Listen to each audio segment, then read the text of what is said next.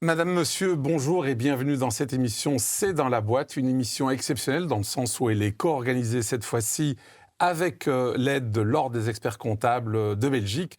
Et ce thème, le thème qui sera abordé aujourd'hui, est un thème un peu particulier puisqu'on va parler d'une justice parallèle qui a l'avantage d'être gratuite, confidentielle, pas chère et qui, visiblement, en tout cas les interlocuteurs qui sont ici autour de la table, autour de moi, le confirmeront, réussit à 90%. Or, cette justice parallèle, comme je la qualifie, est fort peu connue des Belges. Et justement, pour la faire connaître, j'ai à ma droite Sylvie Franquignoul. Bonjour. Bonjour, Amit. Alors, Sylvie, vous êtes juge au tribunal de l'entreprise francophone de Bruxelles et vous êtes effectivement présidente, non pas de ce tribunal, mais de la Chambre des règlements à l'amiable, puisqu'on va parler beaucoup de règlements à l'amiable. Merci d'être là. Micheline Claes, le pilier de l'Ordre des experts comptables. Vous êtes administratrice aussi de l'Ordre des experts comptables. Vous êtes aussi expert comptable certifié et aussi médiatrice. Oui. Voilà, merci Micheline d'être là.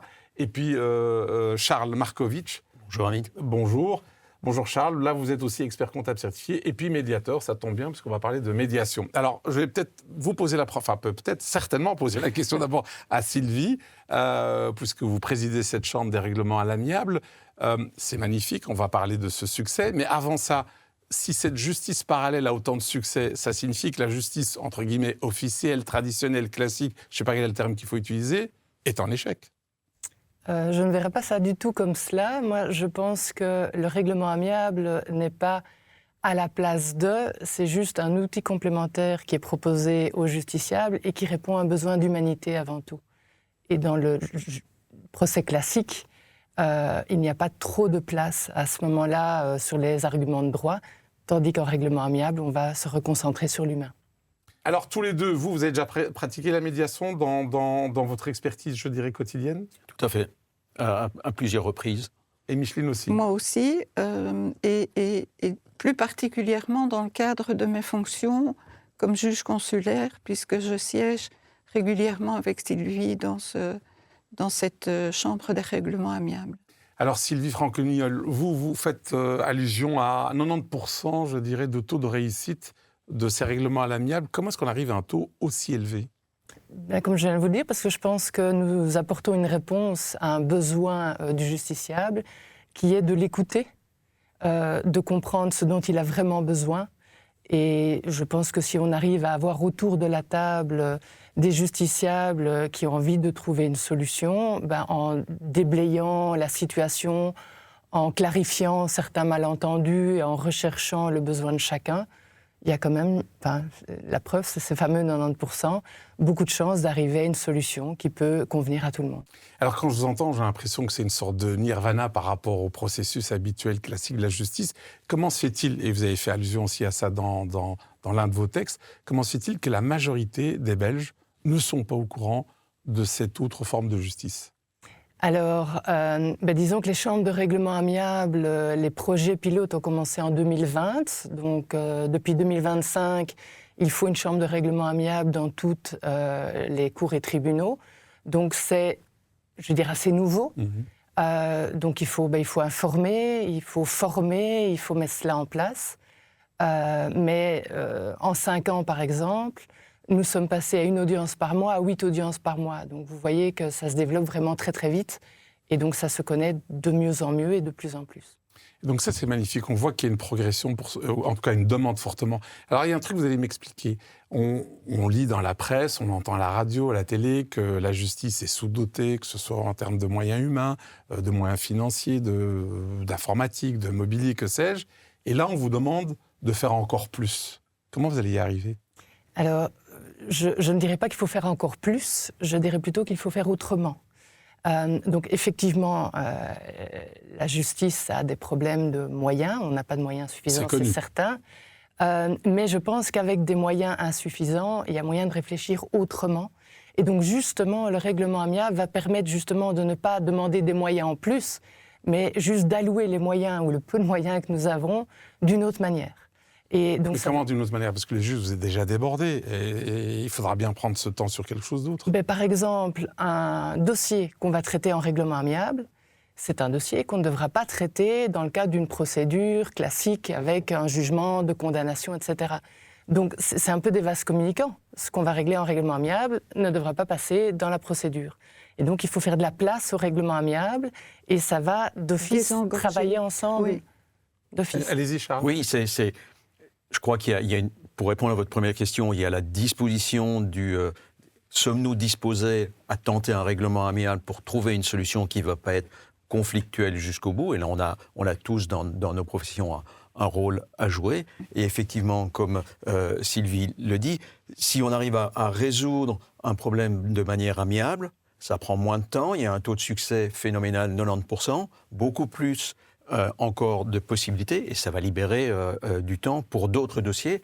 Et c'est un peu comme une spirale. Plus on y va, plus ça marche, plus on réussit. Oui, c'est un cercle vertueux. Enfin, voilà. C'est un cercle vertueux. Alors, ce cercle vertueux, imaginons que j'ai un litige commercial avec un sous-traitant, que sais-je, etc. Concrètement, comment est-ce que je fais? Je vais peut-être laisser Sylvie répondre et j'enclencherai après. Eh bien, allez-y, Sylvie. Alors, il y a deux voies. La première, soit vous êtes déjà dans le cadre d'un procès et à n'importe quel moment, vous pouvez demander de passer devant une chambre de règlement amiable à laquelle vous pourrez faire une conciliation, ou bien vous pouvez demander d'aller en médiation. Ça, c'est deux modes de règlement amiable distincts qui se ressemblent, mais qui sont... Conciliation, expliquons donc. Conciliation, c'est quoi la différence entre conciliation et médiation? Alors, la conciliation, je vais vous parler, moi, de la conciliation judiciaire qui est faite par un magistrat. Okay. Parce qu'il y a, par exemple, dans les experts font de la conciliation aussi dans le cadre de leur expertise. Donc, il n'y a pas que la conciliation judiciaire par un magistrat. Mais moi, je vais vous parler de celle-là, puisque c'est ce que vous pratiquez. C'est ce que moi, je pratique. Nous allons donc recevoir les parties, mais par un temps limité. Donc, en moyenne, on fait 2 heures, 2 heures et demie pour essayer de trouver une solution qui peut convenir à toutes les parties. Et ça, c'est une seule séance. En 2 heures, on met les parties en litige et on essaie, après 2 heures, de sortir avec une solution. C'est correct, c'est correct. Donc, on a un temps imparti, puisque, vous l'avez dit, nos moyens sont limités. Donc, si on commence à prendre 10 heures par dossier, on n'aura pas le temps. Donc, on a un temps limité. Ça, c'est sûr. Ça, c'est l'inconvénient majeur, je vais dire, de la conciliation devant la chambre de règlement amiable. Ça, c'est la première forme, conciliation. Et alors, voilà. à l'amiable? L'avantage, ou un point différent de la conciliation, c'est donc qu'elle est faite par un magistrat. Le magistrat, lui, il a sa posture de magistrat, il connaît les droits des parties, comment ça fonctionne, etc. Donc, il va pouvoir vraiment aider dans la recherche de la solution, voire même proposer des solutions, expliquer, donner de l'info. Donc, le magistrat a cette posture-là. La médiation, ça c'est donc en dehors du tribunal. Le médiateur n'a rien à voir, n'est pas membre du tribunal. C'est quelqu'un d'externe, c'est un indépendant. Ou un expert comptable. Ça peut être un expert comptable, ça peut être un avocat. En matière familiale, ça peut être un psychologue, ça peut être un entrepreneur. Donc voilà, c'est pas que les avocats, mais il y a quand même beaucoup d'avocats dans les médiateurs. Donc ils ne sont pas membres du tribunal, ce sont des externes. Et eux, ils vont aussi appliquer des outils pour essayer de trouver une solution amiable dans ces dossiers-là. Mais là, ils ne sont pas limités par 2 heures. Eux, ils ne sont pas limités par 2 heures, puisque eux, ils sont payés. Et donc... Vous voulez dire qu'ils ont intérêt à ce que ça traîne, c'est ça? Non, c'est pas ça que je veux dire. Ce que je veux dire par là, c'est que eux, les parties vont devoir décider du temps qu'elles vont vouloir y consacrer, parce que ça va aussi leur coûter des frais supplémentaires, mais qui, à mon avis, sont vraiment limités par rapport à les frais qui sont engagés dans le cadre d'une procédure judiciaire. Mais disons que eux, tant que la partie estime que cette médiation a un intérêt, que ça avance, que les discussions vont dans le bon sens, les parties peuvent décider de continuer. En général, les médiations, et là je me retournerai vers les médiateurs qui sont ici présents, mais en général, en 1 mois, 2 mois, 3 mois, il y a une solution. Donc c'est quoi? C'est très 3, 4, court. 5 séances? Oui. Exact. Voilà. Okay. Alors, je vais revenir vers vous, tous les deux, pour l'aspect pratique de la médiation. Juste un petit retour en arrière sur la conciliation. Effectivement, vous dites, voilà, il y a un litige, les 2 parties prenantes sont là, je suis juge, j'interviens. En gros, j'ai 2 heures pour résoudre. Mais là, vous transformez le rôle du juge, enfin, c'est mon impression, en sorte de psychothérapeute. Et ma question, c'est, est-ce que vos juges, et vous-même, êtes formés à ça, puisque c'est un autre métier? Alors, c'est effectivement un autre métier. Il y a des magistrats qui n'ont pas envie de faire ce métier-là. Ça arrive, c'est pas grave. Il faut effectivement que le magistrat se sente appelé par ce type de mission-là. C'est une des missions du magistrat.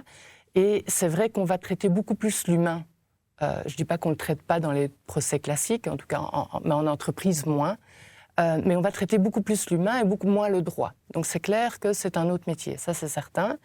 Il y a des formations. Les magistrats qui siègent en chambre de règlement amiable sont formés. Donc je pense qu'il y a vraiment 2 volets. 1, il faut le vouloir et avoir la fibre. Et 2, il faut suivre une formation parce que ça demande des compétences spécifiques qui sont différentes. Parce que je siège aussi dans des chambres, je vais dire, classiques de plaidoirie, mais c'est clairement un autre métier. On ne fait pas du tout la même chose. Alors Charles, Oui. rebondissez là-dessus. Vous, c'est plutôt l'aspect médiation. Je rebondis en ajoutant une autre forme de conciliation qui est la mission qu'on donne à un expert judiciaire, qui est une mission qui est incluse dans le code judiciaire. Donc, l'expert judiciaire doit passer par là, mais on peut en avoir envie, comme moi, parce que ça permet de résoudre un litige de manière plus amiable qu'en allant jusqu'au bout de la procédure. Il y a une distinction là, parce qu'on est quand même focalisé sur l'aspect technique du litige, tandis que la même personne qui va intervenir comme médiateur va être focalisée aussi sur les volontés, les aspirations, les besoins des parties, avec un focus un peu plus humain ou beaucoup plus humain, en plus de l'aspect technique. Donc on va avoir une résolution d'un litige, client-fournisseur, mais aussi on va se demander pourquoi on est là et comment on a envie de continuer. Et pour terminer en répondant à votre question il y a quelques minutes, qu'est-ce qu'on fait si vous avez un litige avec un de vos sous-traitants ou un fournisseur ? Exact.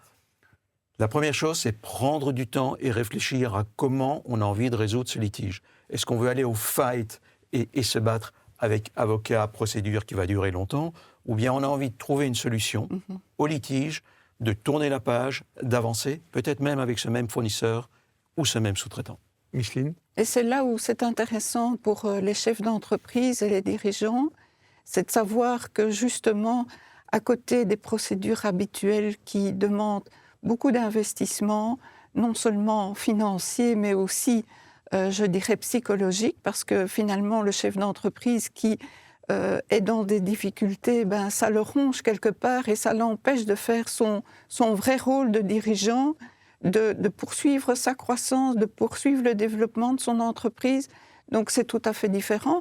Et puis il faut savoir qu'en médiation, il y a 4 règles bien particulières et c'est aussi pour ça que c'est très intéressant. D'abord, si on le fait, il faut que les 2 parties le veuillent.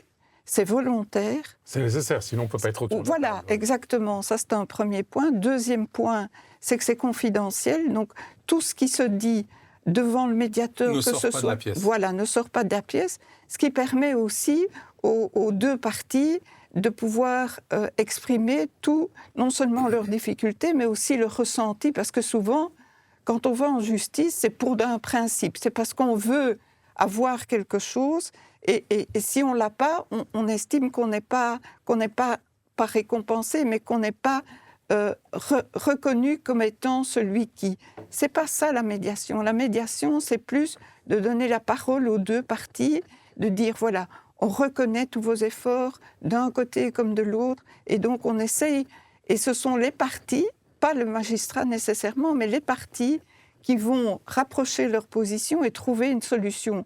Et quand ce sont les parties qui trouvent elles-mêmes leur solution, appuyées par un magistrat, des médiateurs, des experts comptables qui finalement ont un rôle essentiel parce qu'ils ont les chiffres en main, eux.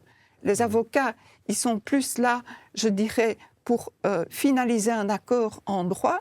Les experts comptables sont là pour donner les bons chiffres, répondre aux bonnes questions, de manière à repartir vers une croissance, vers un développement. Alors, vous venez d'utiliser le terme d'avocat. Il n'y a pas d'avocat autour de cette table, faute de place tout simplement. Mais ce sont des grands absents, parce que souvent dans un litige, spontanément, on pense plus à l'avocat qu'à une autre profession libérale. Mais là, est-ce que l'avocat, est-ce son intérêt de pousser vers la médiation, sachant qu'il vit du timesheet et qu'il a intérêt à ce que la procédure, le litige dure, qu'on aille vers le tribunal, puisque c'est sa vie? Alors, je ne sais pas si vous pouvez en parler. Qui veut réagir là-dessus? Je pense que c'est... Ou est-ce que j'ai une vision noire du métier d'avocat qui est formidable par ailleurs, c'est pas ça, mais... Je pense qu'avec l'évolution de la Chambre de règlement amiable, on a vu également une évolution du positionnement des avocats. Au début, c'était peu connu, donc on a toujours un peu ses craintes quand on n'est pas dans sa zone de confort. Mais les avocats maintenant savent ce que c'est une Chambre de règlement amiable. Beaucoup sont déjà venus assister et conseiller des clients dans le cadre du règlement amiable. Et ils ont pu vraiment vivre et se rendre compte de l'intérêt que ça a et aussi du fait que les clients ressortent de là très contents.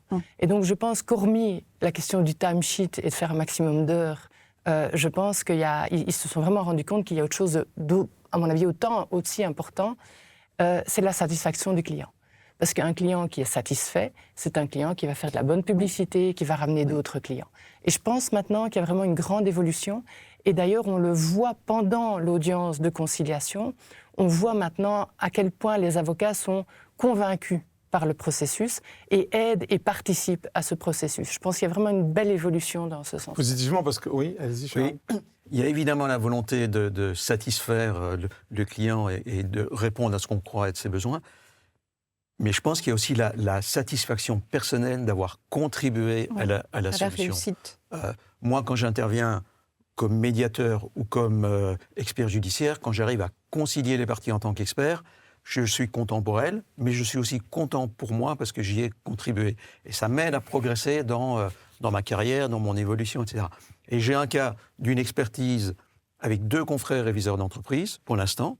On a 2 avocats. Et d'après mes 2 confrères, les 2 avocats ne sont pas très enclins à la conciliation, mais on a des réunions techniques à 3, sans les avocats, et on va leur servir une proposition sur mesure, dans l'intérêt des parties, parce que mes confrères sont en lien direct avec leurs clients. Donc, il y a beaucoup plus d'avocats qui sont positifs, et quand il y en a qui sont un peu moins positifs, on arrive aussi à construire des solutions. Alors moi, je vais être un peu moins positif, si je puis dire, parce que je suis là pour vous taquiner. Sur les dossiers sélectionnés, on semble dire que 72% des personnes ne répondent même pas à la convocation. Comment se fait-il, vous avez expliqué, confidentiel, gratuit, rapide, 90% de taux de réussite, comment se fait-il que ces gens ne répondent pas à cette convocation, alors que c'est une chance gratuite? Et alors, je vous pose aussi une autre question, est-ce qu'il ne faut pas les sanctionner s'ils annulent la veille? Ce n'est pas le cas aujourd'hui, parce qu'en fait, on fait perdre une chance à quelqu'un d'autre. Madame la juge. Alors, c'est une question que je me pose aussi, parce qu'effectivement, on se dit, voilà, ils n'ont rien à perdre. Il faut savoir que la conciliation, si elle ne fonctionne pas, les parties peuvent retourner au procès classique, donc ils n'ont rien perdu. Mais parfois, je pense peut-être qu'il manque de l'information, que peut-être que les gens ne savent pas encore suffisamment ce que c'est. Pourtant, on met en annexe à la convocation une bonne explication sur ce que c'est, ce qu'on attend d'eux et ce qui va s'y passer. Mais je suis sûre qu'avec l'évolution des mentalités qui est complètement en train de se faire pour l'instant... Vous restez résolument optimiste. Mais certainement. Désespérément optimiste. Pas désespérément, non. Résolument. Mais votre idée, elle est top, je trouve. Quand vous avez un rendez-vous à l'hôpital, on vous dit, si vous n'annulez pas 48 heures à l'avance, vous devrez payer un forfait de 50 ou de 100 euros. Ça pourrait être le cas. Après, vous l'appliquez ou pas. Ouais, c'est une suggestion. C'est une question de respect du tribunal. Oui. C'est une question de respect, de civilité. Donc ça me paraît être... Alors je vais jouer aussi au philosophe que je ne suis pas. Qu'est-ce que vous répondez? Par exemple, vous, Charles, à quelqu'un qui dirait c'est très sympa tout ce que vous nous expliquez, mais quelque part, cette justice parallèle, c'est une forme de privatisation silencieuse de la justice, dans le sens où on ne sait pas ce qui s'est déroulé, il y aura peut-être même plus de jurisprudence, etc. Le droit ne va peut-être même pas évoluer, parce que tout s'est fait entre deux portes. Qu'est-ce que vous répondez à ce genre de... Non, je ne crois pas que c'est une privatisation. Je pense que c'est une procédure ou un fonctionnement dans le système judiciaire qui est un peu différent de ce qu'on a connu jusqu'à présent. Et je pense que s'il y a plus de litiges qui sont résolus de manière amiable par conciliation, par médiation, c'est parfait. Et la jurisprudence évoluera. Mais on ne va pas dire on veut garder beaucoup de litiges de manière technique et longue pour éviter d'avoir des litiges courts résolus à la satisfaction des parties. Donc, c'est la solution qui compte, en fait. C'est oui, la solution, l'intérêt des parties, voilà. L'intérêt du système de manière générale. Et la solution passe avant la jurisprudence, autrement dit. C'est comme si vous disiez il faut arrêter de négocier. Dès qu'il y a un problème, il faut aller trancher le problème au tribunal. Ça n'a pas de sens. Le tribunal, pour moi, c'est la dernière carte à jouer. La négociation, c'est quand même la première. Et ce que les parties négocient, là, c'est complètement en dehors des tribunaux. Il n'y a aucun magistrat, aucun médiateur qui intervient. Pour moi, ça, c'est la première, le premier pas qu'on fait quand on a un différend. Et donc, pourquoi dans la négociation on se dit pas, oui, mais c'est une privatisation? Non, c'est une manière de résoudre son différence. Alors, je reviens en On arrière. est plus dans le dialogue et moins dans la confrontation. Et donc, quelque part, ça porte ses fruits immanquablement. Parfait. Alors, je reviens un peu en arrière. Vous êtes juge, je suis là en conciliation. Vous nous avez expliqué qu'en gros, en 2 heures, j'essaye de mettre les deux parties se mettre d'accord. On n'y arrive pas. Imaginons les fameux 10% d'échecs. Qu'est-ce qui se passe? Est-ce que je retrouve le même juge dans le procès classique ou pas? Certainement pas, puisque dans la conciliation, donc il y a aussi des règles, comme Micheline en a parlé, il y a le caractère volontaire, la confidentialité. Et donc dans cette confidentialité, justement, les parties, elles vont pouvoir parler ouvertement, librement. Et d'ailleurs, on leur explique ça en début de conciliation. On leur dit, vous êtes libre ici de parler de ce qui vous est arrivé, de comment vous l'avez vécu, etc. Et l'idée, c'est vraiment d'avoir une parole libre, parce qu'il nous semble que c'est grâce à cette parole libre qu'on va pouvoir ouvrir les possibilités et trouver cette solution. Il serait impossible qu'alors que j'aurais été dépositaire de déclarations, de reconnaissances confidentielles, qu'après ce soit moi qui décide et qui tranche le litige. Parce que je ne pourrais pas faire état de ces choses-là. Il y aura un conflit d'intérêts, oui. Et même si je n'en fais pas état, ça va être difficile de prendre une décision en étant complètement amnésique sur ce que j'aurais entendu. Ça, c'est pas possible. Ok, je comprends mieux. Alors par contre, il y a un chiffre que moi je trouve magnifique depuis le début, c'est ce fameux taux de 90% de taux de réussite lorsqu'on passe par un règlement à l'amiable. Mais en même temps, j'imagine que les téléspectateurs et les téléspectatrices qui nous regardent se posent la question, mais ça veut dire quoi? Ça veut dire que la plupart des gens partent en procès pour rien?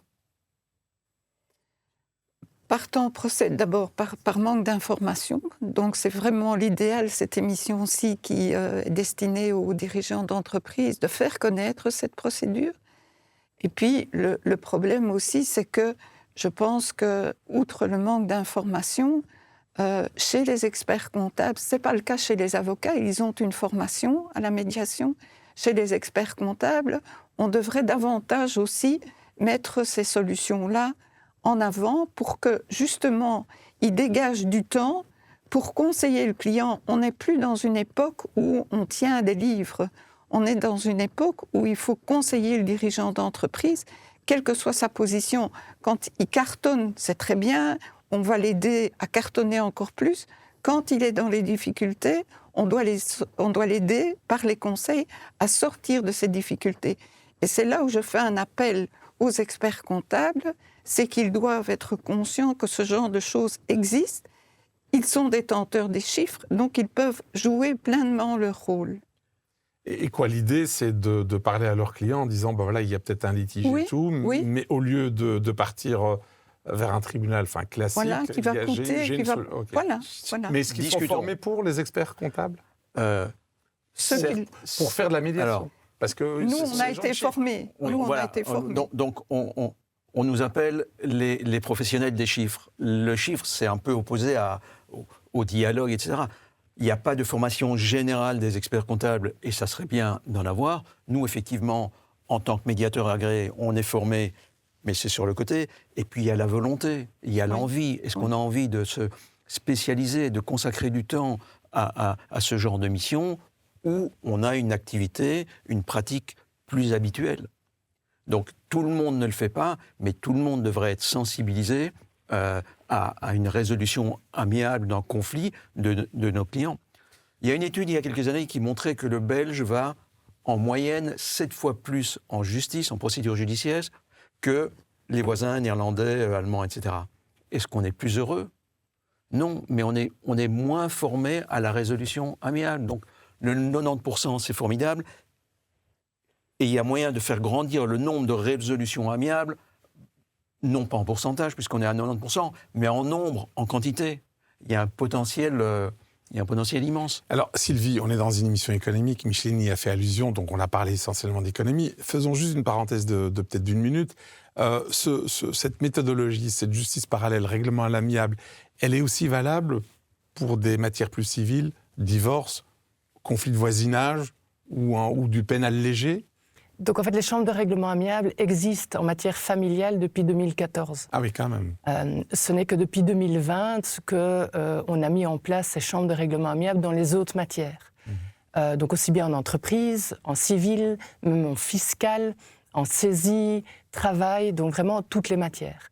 Et donc c'est vraiment en train de se développer énormément. C'est d'ailleurs depuis le 1er septembre 2025 obligatoire dans toutes les cours et juridictions doivent avoir leur chambre de règlement amiable. Et ce qui est important aussi, au début de l'émission, je vous avais expliqué que si vous avez un procès, à n'importe quel moment de votre procès, vous pouvez demander d'aller à la chambre de règlement amiable. Mais ce qui est important aussi de savoir, c'est qu'avant même d'être devant le tribunal, quand vous avez un problème avec votre fournisseur, au lieu d'envoyer l'huissier de justice avec une citation, vous pouvez juste par un simple email, une simple demande, une simple lettre au tribunal, demander de convoquer l'autre partie devant la chambre de règlement amiable. Donc c'est vraiment très facile d'aller devant la chambre de règlement amiable, même en dehors d'un procès. Et quelle est la qualité des dossiers qui arrivent, les fameux 90%? C'est des dossiers complexes ou au contraire pas du tout complexes?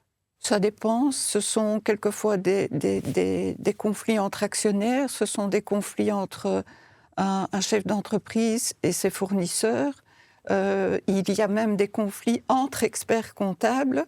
Ça aussi, ça peut se produire. Donc, je pense que l'horizon est assez large à ce niveau-là. Charles, vous vouliez dire? Oui, pour faire le lien entre ce que Mme Franklin disait et ce que vous disiez, il y a un cas relativement complexe, mais qui ouvre beaucoup de possibilités. Ce sont deux actionnaires en couple. Ils avaient une société, le couple divorce. Oui, le couple. Mais donc là, vous avez les deux dimensions. Il y a la dimension familiale et il y a la dimension économique. Et il y a un potentiel pour une discussion, pour une médiation immense. Mais il y a des complexités aussi très, très importantes. Autrement dit, est-ce que ce taux de 90%, il est aussi élevé parce que l'aspect psychologique l'emporte sur les chiffres, vous qui êtes deux professionnels du chiffre? Je pense J'essaie de trouver une raison. C'est dû à la combinaison des deux, à mon sens. C'est la volonté des parties de trouver une solution par eux-mêmes à l'appui de conseillers et de ne pas laisser un tribunal tranché de manière purement technique. Alors, je pose cette question-là à dessein parce qu'on pourrait, évidemment, c'est une autre question qui me vient aussi à l'esprit, c'est est-ce qu'on pourrait imaginer demain, on en parle de plus en plus, qu'une intelligence artificielle trie les dossiers et propose des accords à l'amiable. Est-ce que c'est envisageable et est-ce que c'est même souhaitable ou pas, tenant compte des aspects psychologiques auxquels on vient de faire allusion? Alors, c'est tout à fait envisageable. C'est déjà à l'étude, même dans le cas de la médiation, où certains avocats, d'ailleurs, se préparent comme ça pour venir en conciliation. Ils demandent à l'intelligence artificielle de brainstormer sur les différentes possibilités d'accords qu'il pourrait y avoir. Donc oui, ça existe. L'intelligence artificielle, je pense, va faire sa place même dans le règlement amiable. La seule question que j'ai, où je pense que ça va être plus compliqué, c'est que de l'expérience que j'ai en conciliation, un élément clé de la conciliation, comme je vous l'ai dit, c'est l'humain. Et c'est le fait que les personnes ont besoin de parler à un humain, d'être écoutées par un humain. Et ça, je pense que l'intelligence artificielle, si on se limite à l'intelligence artificielle, ça ne va pas aussi bien fonctionner parce qu'il y a cet humain que l'intelligence artificielle ne sait pas remplacer. Okay. Ça, c'est pas possible. Alors, on termine cette émission, malheureusement. Les 30 minutes vont très, très vite. Charles et Micheline, si vous êtes en contact permanent donc avec des chefs d'entreprise qui sont aussi vos clients en tant qu'experts comptables et tout, si vous deviez en 30 secondes convaincre l'un de ces chefs d'entreprise qui serait encore sceptique, d'utiliser cette méthode du règlement à l'amiable plutôt que d'aller en procès, vous lui diriez quoi? Moi, je lui dirais, et je dirais à mon confrère, parce qu'ils sont deux, prenez le temps, prenez une demi-heure pour vous asseoir, pour discuter de ce problème en faisant abstraction des autres choses du quotidien, et demandez-vous comment vous voudriez résoudre ce litige de manière amiable, aussi de manière efficace financièrement, plutôt que de foncer dans une procédure. Prenez le temps. Micheline, le mot de la fin? Je pense que le dialogue prévaut toujours, selon moi, par rapport à la confrontation. Or, le dialogue, c'est la chambre des règlements amiables. La confrontation, c'est plus le judiciaire au sens traditionnel du terme. Donc, voilà, il faut être sensible si on l'est. Et si on parvient à convaincre son client, c'est tout profit pour tout le monde. Parfait. Je remercie en tout cas l'Ordre des experts comptables de nous avoir permis de réaliser cette émission, de vous avoir tous les trois autour de cette table. Merci à tous les trois pour votre temps et votre expertise. Merci. Et moi, je vous retrouve la semaine prochaine. Merci.